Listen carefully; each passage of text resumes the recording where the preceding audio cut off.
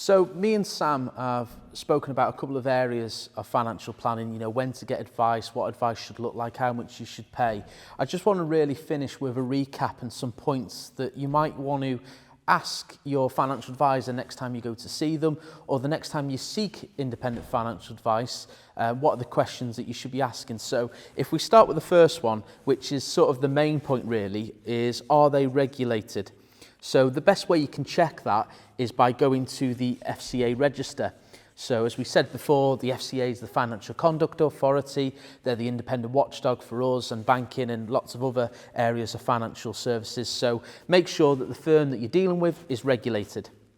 The second thing then is making sure that you identify whether they are an IFA, an independent financial advisor, or if they are restricted. Now, again, we're not here to say restricted financial advice is not right. It might be absolutely fine for your circumstances and what you're looking to achieve. But it's really important to make sure that you know which type of financial advisor you're dealing with, whether they're independent, this whole of market, no restrictions or limitations placed on them, or if they are restricted. The next thing I'd be looking to establish and ask is then about their experience. And I suppose what goes hand in hand with their experience is the qualifications. And again, Sam's made a really good point here that age shouldn't be a restricting factor, and it actually can work for you. So again, a younger advisor has that longevity to work with you now and in the future.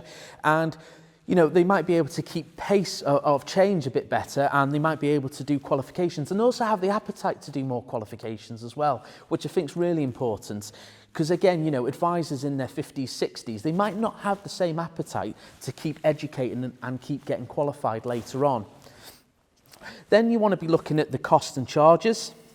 So again, we've established the two ways in which advisors typically get paid. That can be from initial fees for the setup, and then it can be the ongoing. And then if you're looking at ongoing as a service charge, you want to make sure that you establish what the service is.